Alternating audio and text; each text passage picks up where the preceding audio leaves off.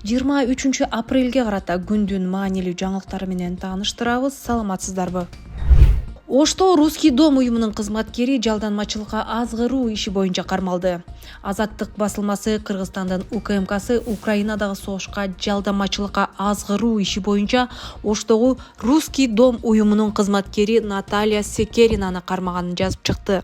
Секерина кармалганын уюмдан дагы тастыкташты. Айыптоонун мазмуну тууралуу толук маалыматыбыз жок, бирок кызматкерибиз жана курдашыбыздын тагдырына кабатыр болуп жатабыз деп айтылат билдирүүдө. Бишкектин 1 райондук сотунан Клопко билдиришкендей 19 апрелде Секеринаны 17 июнга чейин камакка алды. Ага Кылмыш кодексинин 416 беренесинин 1-бөлүмү башка мамлекеттердеги куралдуу жаңжалдарда же мамлекеттик бийликти кулатууга же аймактык бүтүндүгүн бузууга багытталган зомбулук аракеттерде пайдалануу максатында жалдануучуларды азгырып тартуу, каржылоо, материалдык жактан камсыз кылуу, үйрөтүү, ошондой эле жалдануучуларды согуштук жаңжалдарда же аракеттерде пайдалануу боюнча айып тагылууда. Азаттыкка таянсак, Секерина менен чогуу УКМК дагы 3 адамды кармаган. Арасында Ош мэриясынын басма сөз кызматкери Сергей Лапушкин дагы бар. Сотто калган 3 адам дагы 17 июнга чейин камакта калганын кошумчалашты. Аларга деле жогоруда айтылгандай айып тагылып жатат. Ош мэриясы Лапушкиндин кармалганын тастыктады. Кыргызстандын Кылмыш кодексине ылайык башка мамлекеттердеги куралдуу жаңжалдарда же мамлекеттик бийликти кулатууга же аймактык бүтүндүгүн бузууга багытталган зомбулук аракеттерде пайдалануу максатында жалдануучуларды азгырып тартуу, каржылоо, материалдык жактан камсыз кылуу, үйрөтүү, ошондой эле жалдануучуларды согуштук жаңжалдарда же аракеттерде пайдалануу үчүн 7 жылдан 10 жылга чейин эркинен ажыратуу.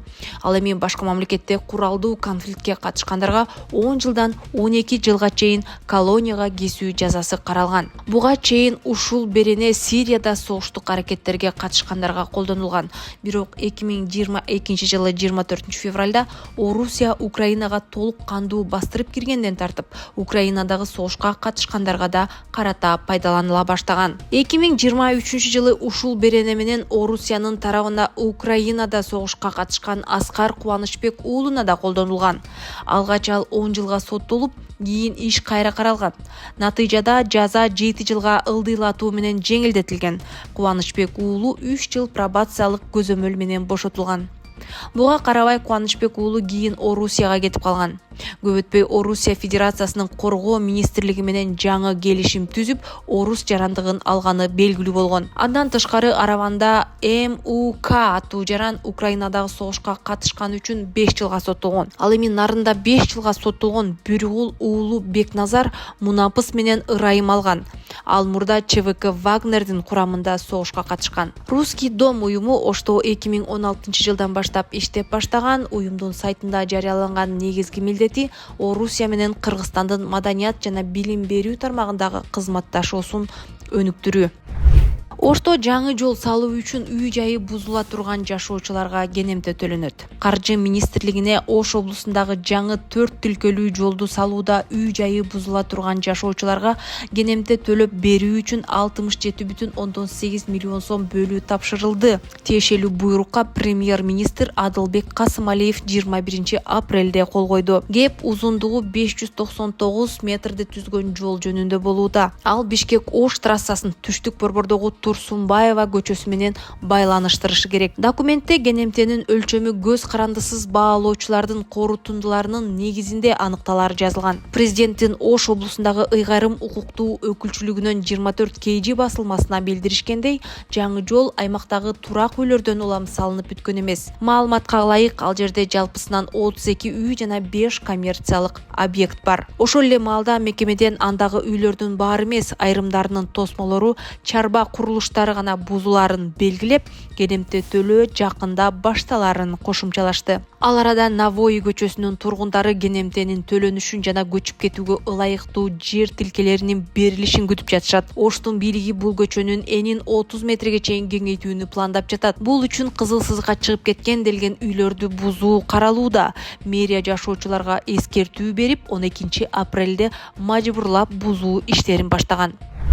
Бишкекте 1-класстын 14 000 окуучусу бала бакчалардын имаратында билим алууга аргасыз болот. Эгер Бишкектеги мектептерде орундар жетишсиз болсо, 1-класстын окуучулары жакын жайгашкан бала бакчалардын имараттарында билим алышат. Бул тууралуу шаардык кеңештин 22 апрелдеги жыйынында калаанын вице-мэри Виктория Мазгачева билдирди. Анын айтымында мэрия азырынча ушундай вариантты караштырып жатат. Эгер билим берүү мекемелеринде орундар жетишпесе, анда даярдык тобунда болушу керек болгон балдар 1-класстын окуучусу катары эсептелип, мектептерге бекитилет. Болгону алар буга чейин тарбияланган мектепке чейинки билим берүү мекемелеринде билим алышат, деди Мазгачева. Мэриянын билим берүү департаментинин башчысы Рахат Мусаева окуучулар бала бакчаларга сабактардын жүгүртмөсү боюнча бир нече саатка бараарын билдирди. Ал ар бир сабак 35 мүнөткө созулуп, окуу процесси 2 нөөмөттө болорун кошумчалады. Бала мектептин окуучусу болуп эсептелип, сабактарды ошол мектептин мугалимдери өтөт, деди ал. Мусаеванын айтымында бала бакчаларга 1-класстын 14 000 окуучусун жайгаштыруу пландалууда. Бул сандар ички миграцияга жараша өзгөрүшү мүмкүн. Быйыл 1-класста 23 000,